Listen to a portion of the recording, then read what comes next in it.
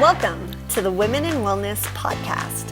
This is your place to get the latest up-to-date health and wellness information specifically for women, while providing you practical tools you can implement today.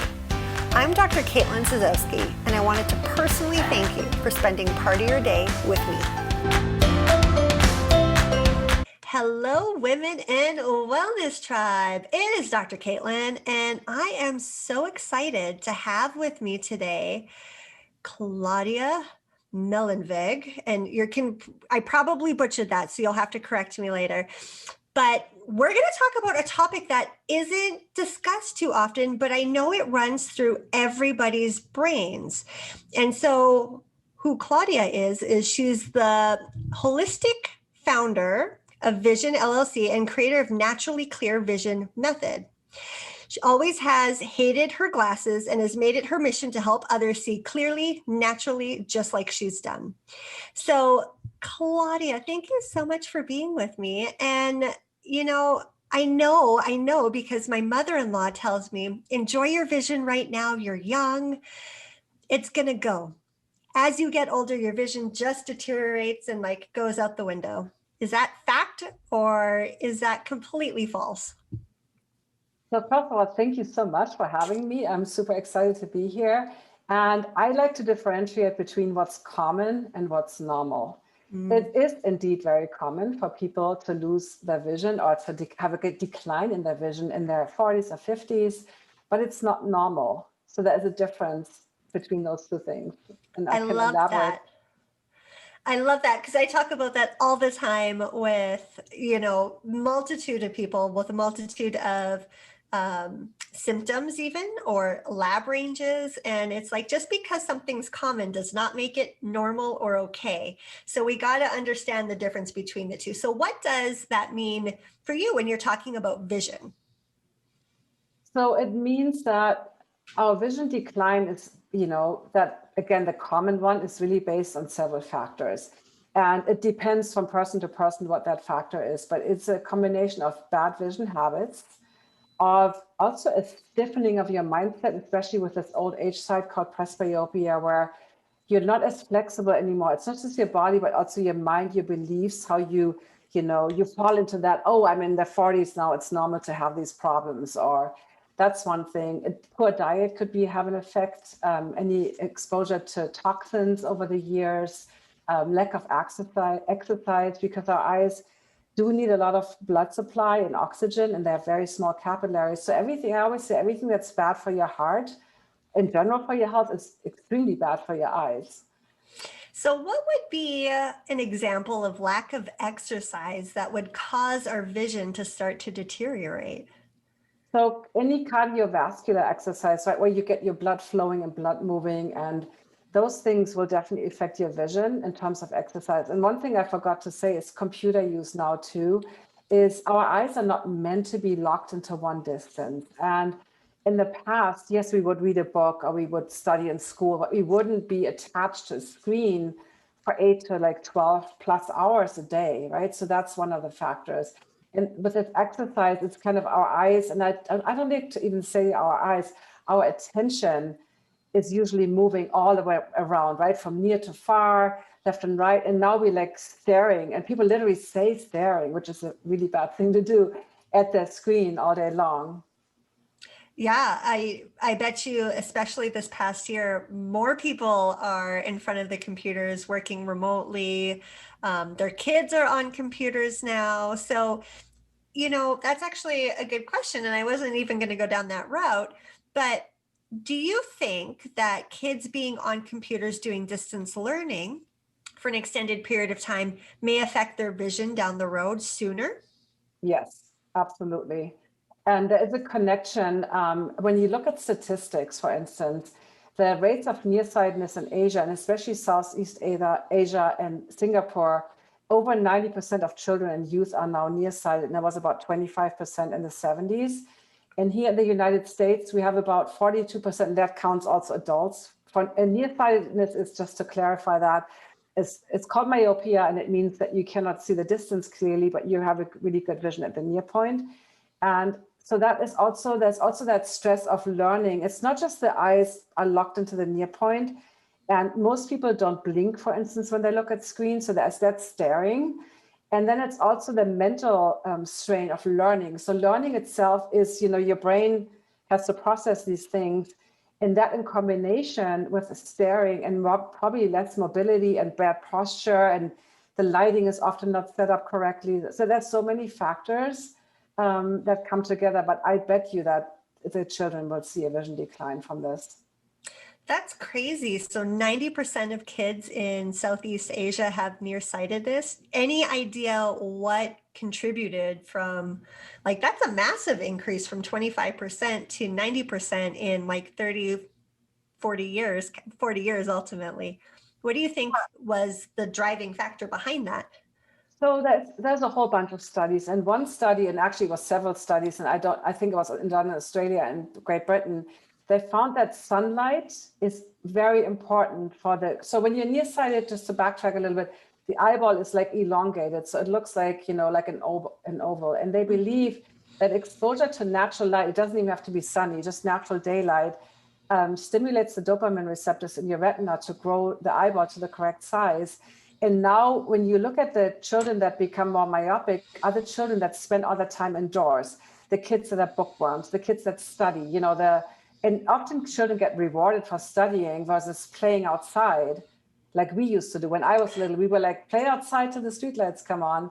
Mm-hmm. And then that pressure to succeed academically in school. And, there's many creative children that are not served by it's actually based on a German model of schooling, of that teaching academics, right? Like, you know what I mean? Like the difference to Montessori school or Waldorf school. So children that are academically, that like to learn these things and study things by heart or learn things by heart, they do really well in school. But children that are more creative or more, that need to move more, they really struggling. And so it's that strain and that effort combined with all these, looking at screens and also not looking at the horizon.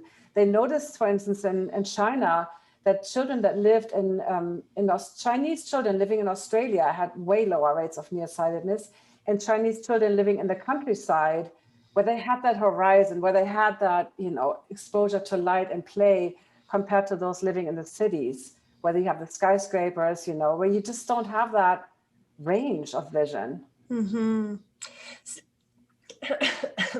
Pardon me.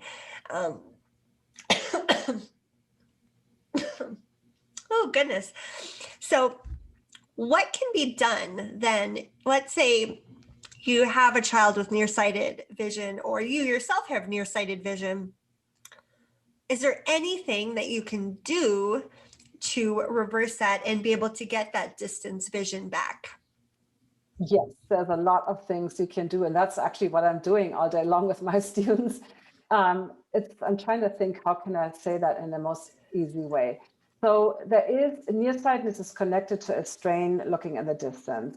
And the distance is actually when our eyes are relaxed, when the eyes are parallel, when the lens is flat. So the distance vision is actually the relaxed state of the eyes, when you just look at the pure anatomy of the eyes. When we look up close, our eyes have to cross, the lens gets thicker, the ciliary muscle tightens. So there's more muscular effort when we look at the near point. So let me think, where can I start with improving vision? So for instance, one really important aspect of vision that blew my mind when I first learned about this is that our eyes can only see a very, very small point clearly at once. And we've all seen these diagrams of an eye from the side, where the light rays fall, from the cornea onto the retina. And it's always that little triangle, right? That little point. That's called the fovea lotea. That means the yellow spot. It's it's almost like a little pimple, like a little indentation in your retina. And that's the only area where we have perfect clear vision. And everything else is less clear. Like we know in the outer peripheral vision, we only see movement, but even in the middle or the near periphery, our vision is not clear. And most people that are nearsighted try to see a big picture clear at once. Like when I look at you right now, right? I look at your right eye. Yes, I see the whole computer, I see my whole room, but I cannot even see your left eye clearly. Mm-hmm. When I look at you on the picture, we are on Zoom. So, for your listeners, you cannot see that. Yeah, well, and that's a good point that I never really thought about that. When we focus on one point, everything else goes a little bit more into a blur. It's not that it just disappears, but it's just not as in focus. So you're not seeing those minor details.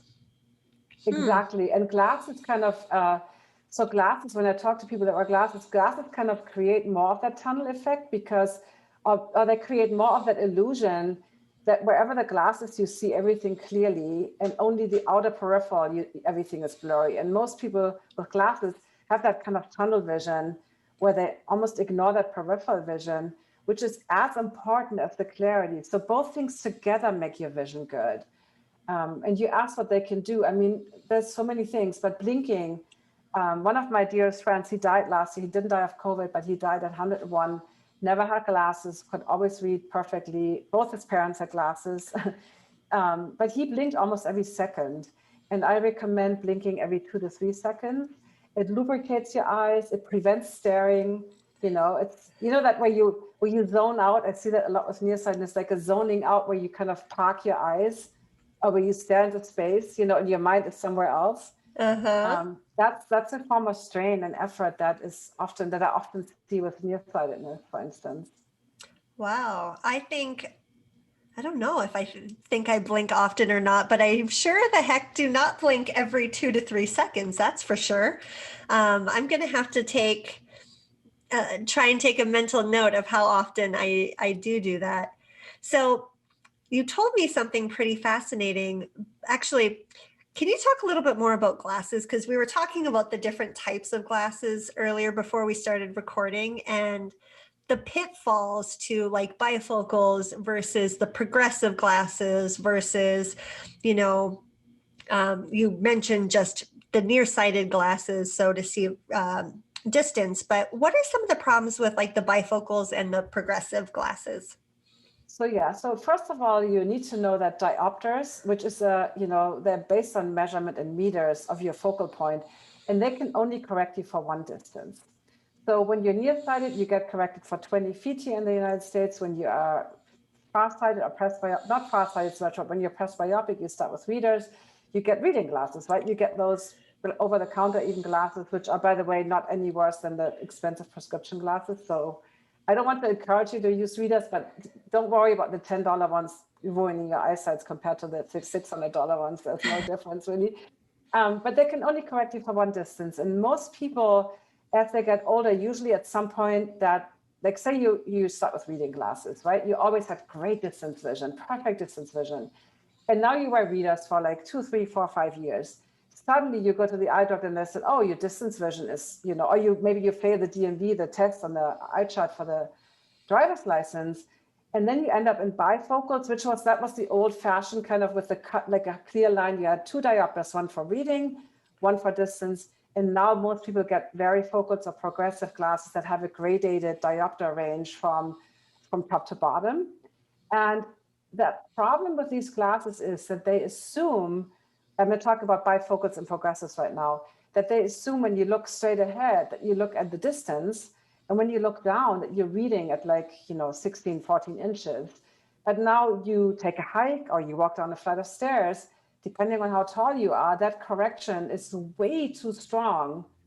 Let's say you're like 6 foot tall or even 5'5", suddenly you're not 16 inches away from whatever you're looking at.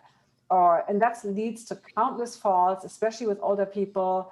And also the other way is when you look in the distance, again, when you look straight ahead, it's a distance.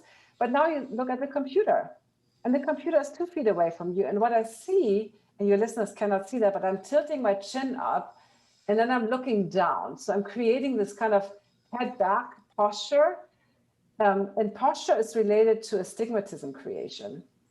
So, which was actually done by an optometrist on this research. So, so then often I see people that never had an astigmatism suddenly have an astigmatism. Wow. So you're saying our posture can actually create astigmatism. My goodness. So what type of posture would create that? Okay, so I love that question. So basically, when you think of the birds, the owls, right? Owls, they cannot move their eyes. We can roll our eyes in our socket and we can do it. They cannot, they would have to move their head. Like wherever they look, they have to move their head. That's why they have this great rotation in their necks. We don't have to be owls, but best vision is, and you can test it yourself. Best vision is when you look straight ahead, right? When versus like, if I want to see something on the left, I'm not moving my eyes to the left. I'm turning around, looking at straight on. So when this research was done by Elliot Forrest, an optometrist in the 80s, and it was duplicated by Norwegian researchers. And he found when people continuously move their eyes independently from their head, let's say you have several screens. You have maybe you have one, I have a second screen. And you habitually, let's say as an example, you have your laptop and you have a second screen to the right. You habitually move your eyes to the right to look at the screen to the right, but you're not moving your head. You will get an astigmatism in that 180 degree horizontal plane, and the left eye would have maybe only the left eye gets it, or a stronger one, because the left eye now has a further journey to the focal point than the right eye does. I hope this makes sense. But basically, it's connected to what you want to do. Maybe that's the better way to say it. What you want to do, think of moving your attention, moving your head and your eyes together. Not robotically, but moving, versus just moving your eyes in one direction all the time. Well, can you define what an astigmatism is for people in case they don't know what that word is? Yeah. So basically, think of your cornea. A normal cornea looks like here I have my little eyeball for those that see the video. It looks like as if you cut a piece of a basketball, for instance, right? It's an equal, like a dome shape. An astigmatic cornea, and there's also some astigmatism that can happen in the lens, but usually it's the cornea, which the cornea is the first part if you would touch your eye, right? That's the outer part of your eye, clear part of the eye is the cornea. And so think more of an American football. Like if you look at not the pointy side, but the long side, it has a steeper and a flatter curve. So with an astigmatism, basically there is, and it's caused by the eye muscles. We have 6 outer eye muscles. And if some muscles pull tighter, it will kind of squeeze your cornea out of shape. So it destroys that perfect dome shape, basically, that you have. And astigmatism, if you look at a prescription and you have something in the cylinder is the strength of your astigmatism, and axis is that angle I was talking about, like whatever. I'll give you one more example about the angle. So the Norwegian researchers, they studied orchestra musicians, and they found that, let's say, a violinist who has her head tilted, but the sheet music is not tilted, right? The sheet music is straight. So the eyes are scanning in a different direction than the position of the eyes. And that's what creates that astigmatism angle, that axis of, or a trombone player who has the head rotated to see the instrument, the eye that's further away again from the music. So they could really pinpoint the astigmatism to exactly the instrument that we're playing. Is that what like LASIK eye surgery is best known for correcting, is like astigmatisms, or? LASIK is probably most commonly done for nearsightedness. Okay. And then also for astigmatism, yeah. And I know some people that are farsighted, but most people struggle more when they can't see the distance. It affects your life from what I hear. I used to be farsighted. So most people don't mind so much the readers, but if you can't see the distance, or you like water sports, or, your life is much more impacted. Why don't you share your story a little bit as to what you were dealing with, and then, because that's obviously how it got you into becoming an expert with vision. Exactly. So I got my first pair of glasses at age 3, and I cannot even tell you, and I was born like in the early 60s, right? And back then, like no kid had glasses.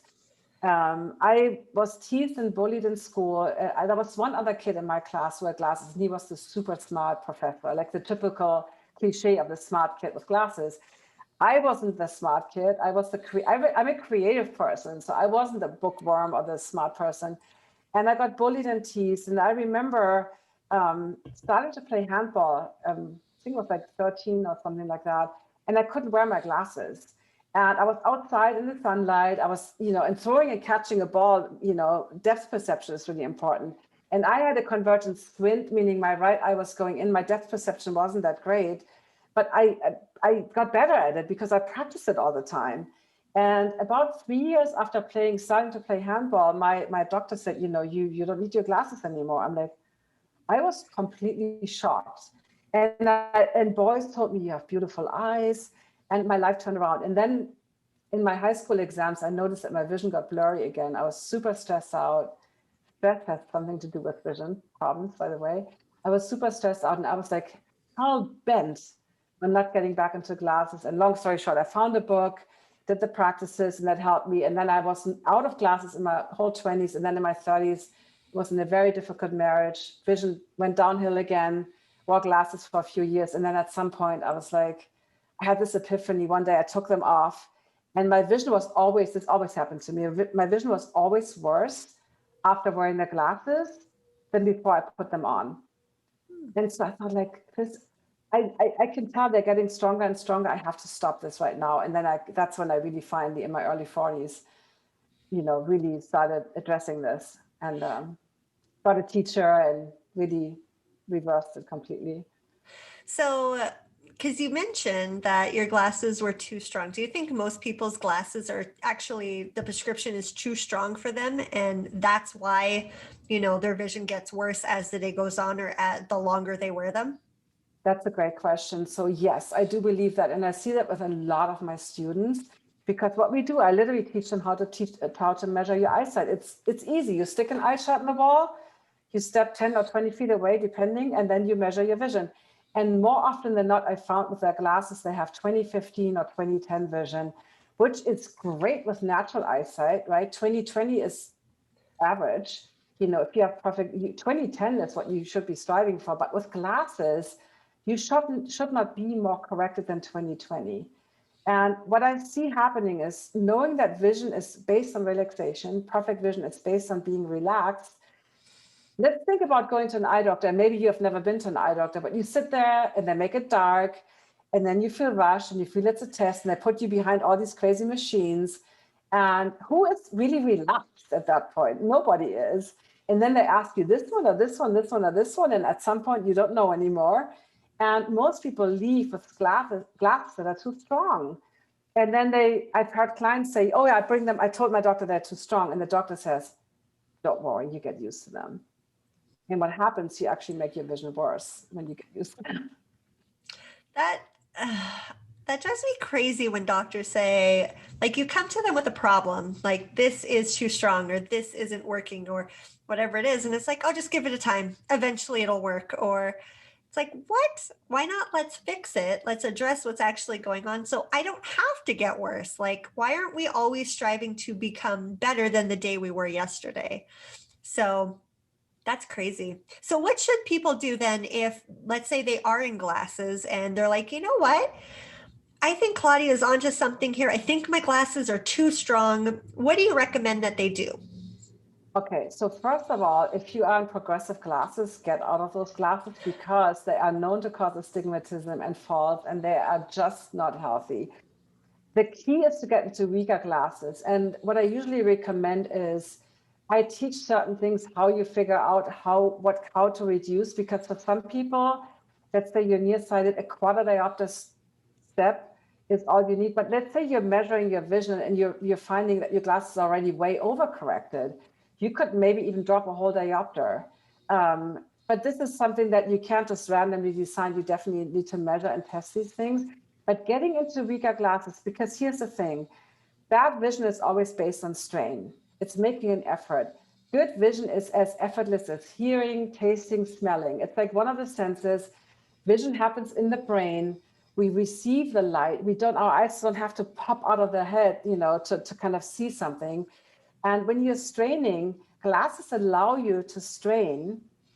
They reward you with clarity, even though you have bad habits. You don't blink, you stare, you strain, all these bad habits, and you still get clear vision, right? So you don't get that feedback of like, hold on, I'm not doing something good. And then you get weaker glasses just enough that you still notice that what I call, or what's called central fixation, what I talked about earlier, that point that you're looking at is seen best. You want to make sure that your glasses are reduced only to the point where you still see, wherever you look at it, you see that better or clear compared to everything else. Because if you get dropped to the diopters too much and then you squint and strain the whole time, then you're not making any progress. So if you have progressive, get 2 different pairs. The weakest ones for reading, increase the brightness. I usually recommend like have better lighting versus stronger glasses initially. And then for driving, you obviously need to be safe. You need to have at least 20/40 vision to drive. And don't stop wearing your glasses when you're driving if you don't have at least 20/40 vision. That's super important. I want to point that out. But otherwise, just see, vision varies for everybody up to every 10 seconds. So when you notice, like, when is your vision best? When is it worst? Is it the task you're doing? Is it the lighting? Is it the emotion? The time of the day? There's so many. I'll give you one example before I let you talk again. For me, bookkeeping, a number, or Excel spreadsheets, because I'm a creative person, we're always like, oh my God. So I just looked at that stuff and it was, when you don't really want to do something, and that almost gave me a blur because I was like, oh, was it something fun, like talking to you or, creating content or doing something I like to do. So maybe there's something for you where you notice this is a task I don't really like doing or that stresses me out, and then outsource that, or find somebody else to do it for you. Nice. I think that's I've never heard of selective vision. I've heard of selective hearing before, meaning like when we don't like something, we're just not as engaged. We don't absorb the material, or we're not fully listening to what the person's saying. But never did I think that if you're not engaged or you're not interested in the task at hand, that your vision could go down. That's super interesting. Well, vision, okay, this is the thing. Eyesight happens only in the present moment. Everything else is foresight, imagination, visualization in the future, or in the hindsight, memory. And that, by the way, memory and imagination are connected to eyesight. But when you're not interested, so the first thing in seeing anything is being curious or interested. I love that you just said interested. If you're not interested, if you're not interested in nature, why do you care about looking at the palm trees in the horizon? There's no incentive to see them clearly. That's actually, yeah, I've never ever thought of that. That's super cool. So, because you said here just a second ago that the light comes in to your eye, it hits your brain. And so your brain is really important in your vision to begin with.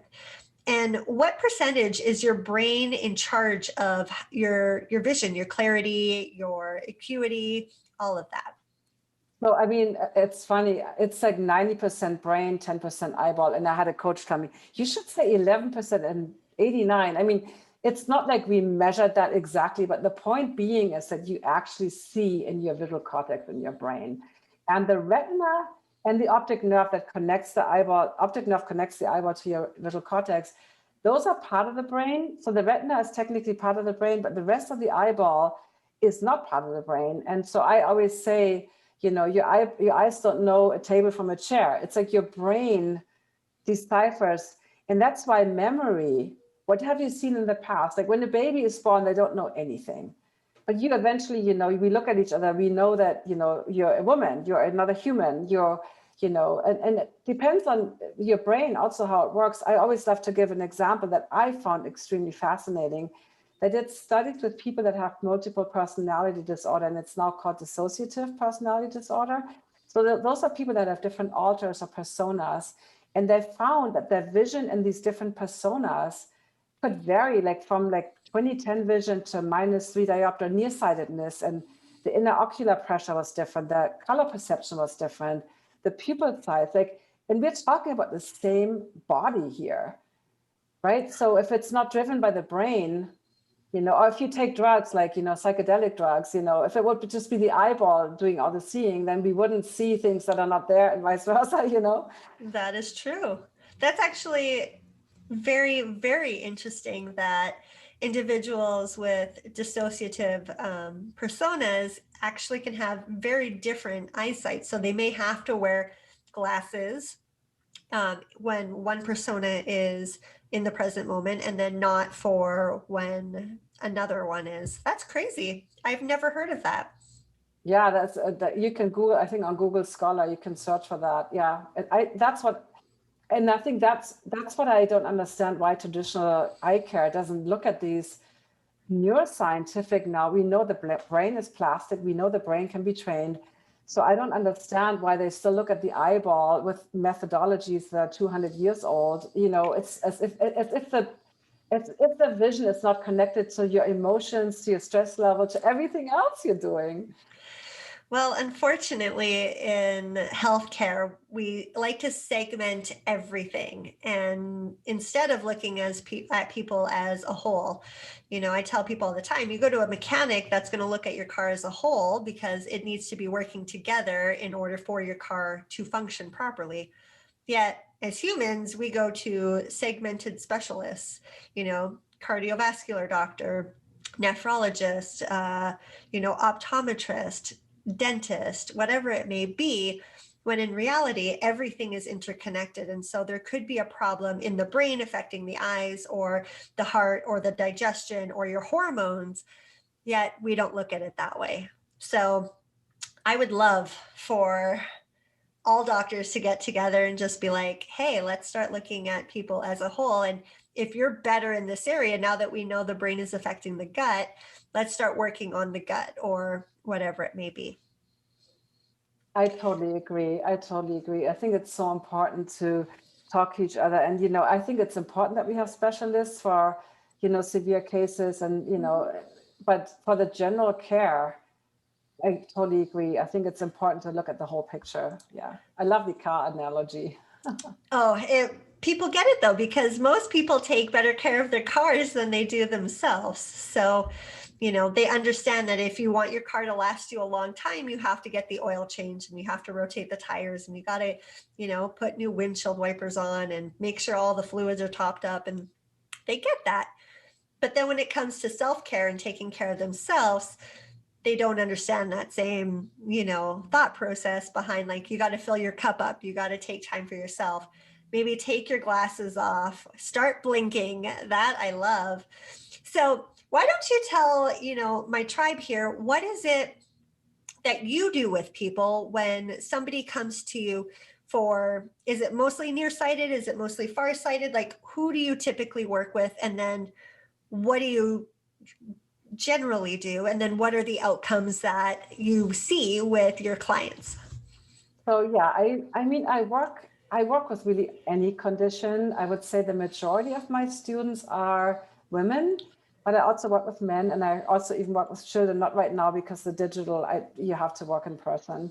But what I usually, first of all, we look at the whole vision history. We look at the whole picture, the diet, exercise, everything. Also, what they do for relaxation and connecting. Connecting with that strain, like that straining habits. And I know that people that have better vision immediately feel the difference between, let's say, we talked about the clear vision point, right? That central focus. So when somebody is nearsighted and they say, oh, I don't see it that way. I see all these letters clear, like I see them all, they'll all look the same. And then I say, well, try to look at letter A, but see letter B better than letter A that you're looking at. So causing an extreme strain by looking at something, but trying to see something else look better than the thing that you're looking at. So if that makes sense. And then they're like, oh my God, that hurts my eyes. I'm like, all right, now we got somewhere. Now you have a sense. How does it feel like to make an effort? Right. And then I teach them something called palming, which is a way to, you close your eyes and you cup your hands and you basically rest your eyes. It's a way to rest the eyes. We do a lot with sunlight. So sunlight is actually really good for the eyes, and we need sunlight. So light sensitivity often goes hand in hand with vision problems. So I teach them a safe way to enjoy the sun. It's called sunning. And we start with closed eyes in the beginning. And then another thing that's really important, so it's like light, rest, and movement. We have these little eye movements. We have several kinds of eye movements, right? We have tracking, we have now I'm blanking on the term, but basically the accommodation near and far, those things. But the one eye movement I'm talking about is saccadic eye movements, and they are very little micro, super fast jumps that the eyes make. And it's kind of the heartbeat of the eyes, but your heartbeat, you want to be slower. You want the saccadic eye movements to be fast because they know that you know how you can only see something small, clearly, right? You want to have these quick little snapshots. And so we're doing a practice called swinging that helps improve those little micro jumps that the eyes make. That's what I usually go. We also go into emotional aspects, especially with nearsightedness. Children are all born farsighted. So when a child is suddenly nearsighted at age, 6, 7, 8, or even in teenage years, usually there is some kind of adverse childhood event or something going on in their lives that didn't make them feel safe. So the nervous system is kind of creating this, you're in that fight or flight mode, basically, right? And knowing that good vision is based on relaxation. And I think this is the problem in our world today anyway. Like so many of us are stuck in this fight or flight mode, that constant stress level. And so we go into emotional childhood, potentially childhood wounds. You think what else? It really depends on the person. But my key is to empower my students to, first of all, assess their own their vision. It's really easy. You need an eye chart, right? Don't understand the numbers in the prescription. Like, what does this actually mean? Getting into weaker glasses is absolutely crucial because you're not going to make any progress if you're stuck in your full prescription glasses.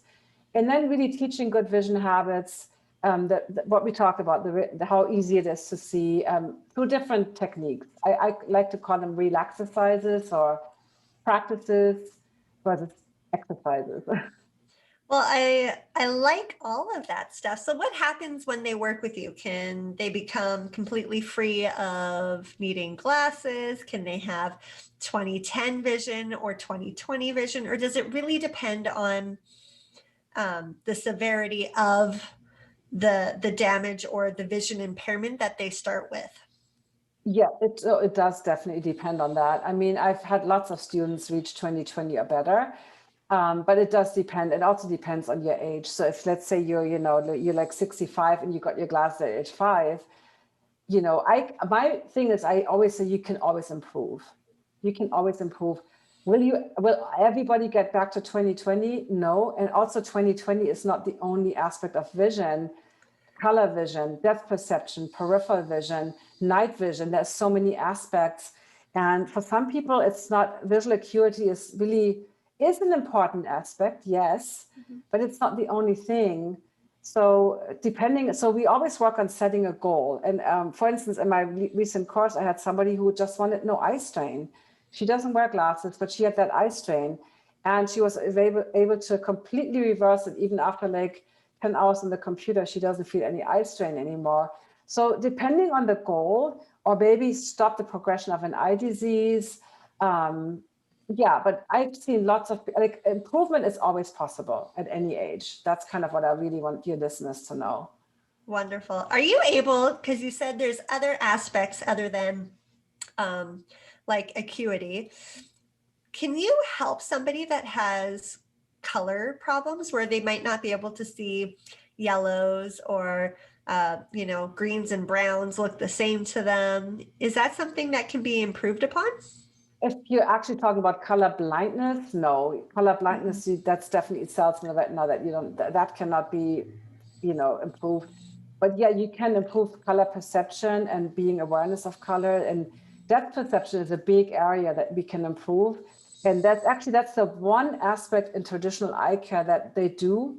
Vision improvement is usually with children. It's called vision therapy. The vision therapy is done by behavioral or developmental optometrists.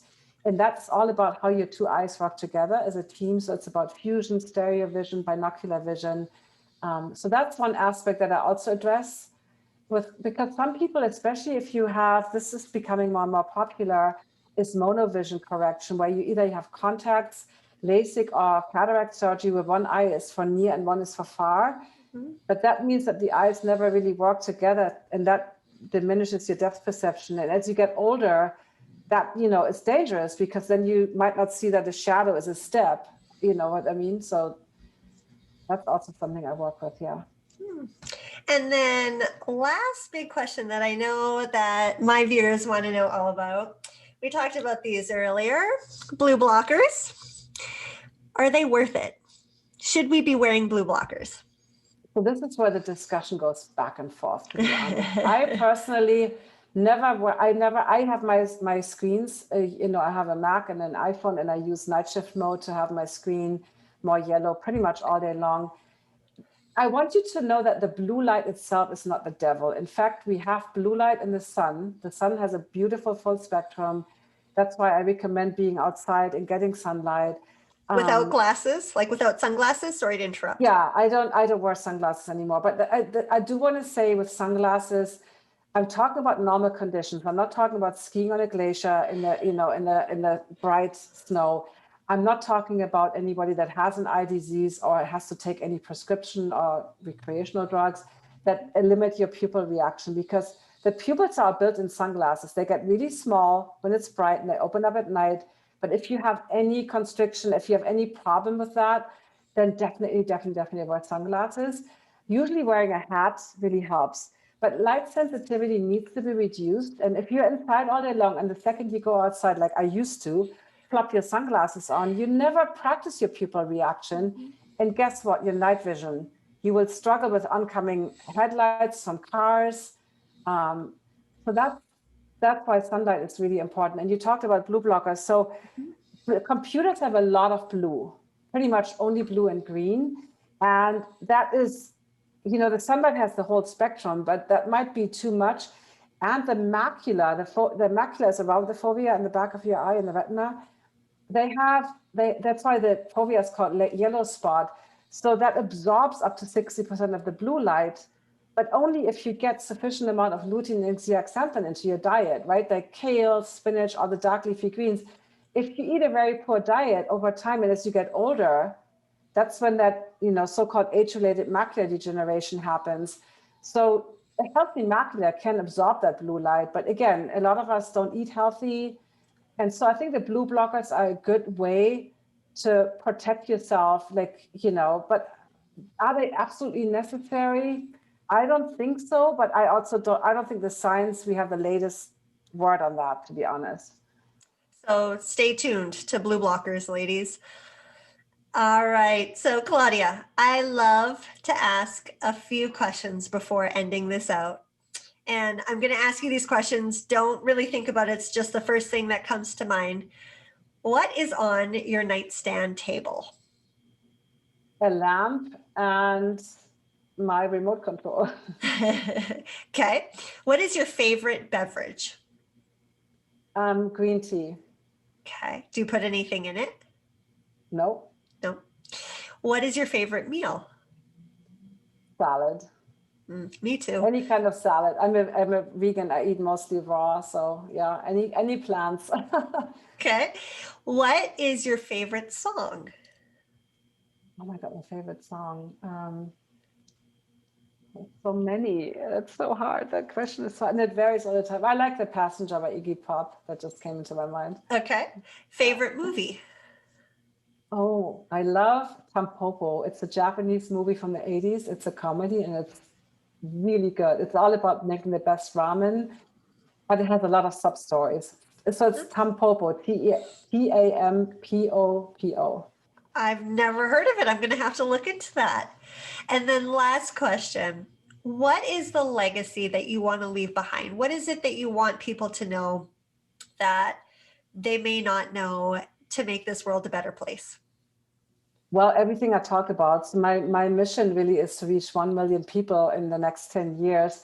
And my legacy, I mean, that probably goes beyond me, but I really want everybody to know that you can improve your eyesight naturally. And when your vision declines, or when your child's vision declines, that your eye doctor will give you this as an option. Like how we now have homeopathy, we have natural care, functional medicine, natural, so that you have a choice.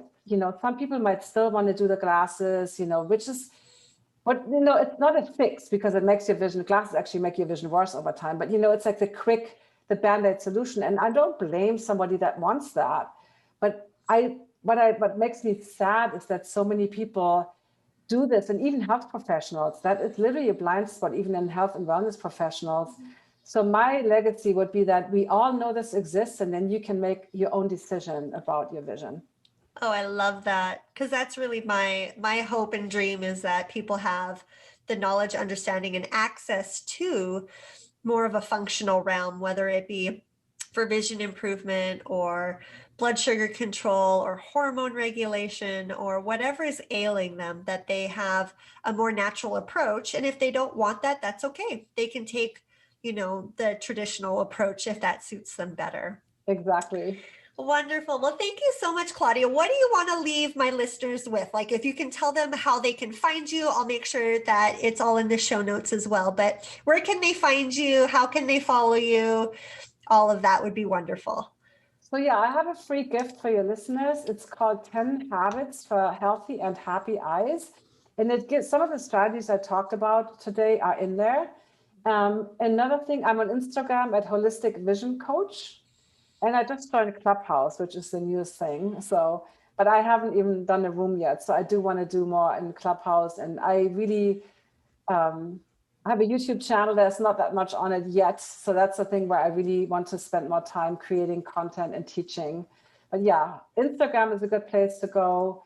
And then my free gift for sure. Perfect. And you'll be able to give me that link so I can put that in the show notes for all my listeners, correct? Exactly. Yeah. I can give it to you verbally now. It's like you have to put in the www.naturallyclearvision.com and then / and then 10 as the number 10. So 10 habits, 10 habits. Naturallyvision.com. Naturally clear vision.com and then / 10, like 10 habits, basically. Perfect. Make sure you send that to me, though, so I can have it correctly in the show notes for all of my viewers.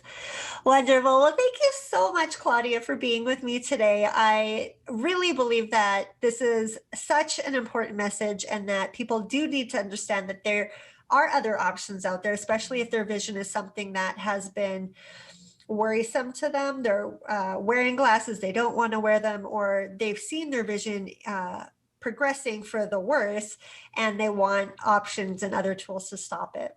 So make sure you guys reach out to Claudia with any questions. And as always, if you guys have any questions, message me in our closed Facebook group. And I'll see you guys next time on the Women in Wellness podcast. Thanks for being with us. Thank you so much. Thank you. I hope you enjoyed this episode of Women in Wellness as much as I did. If you did, please leave a review and a rating so that others can also benefit from the information being shared. Make sure to subscribe as new content is released on Women in Wellness Wednesdays.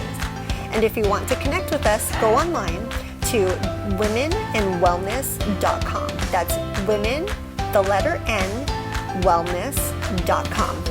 I look forward to seeing you next time.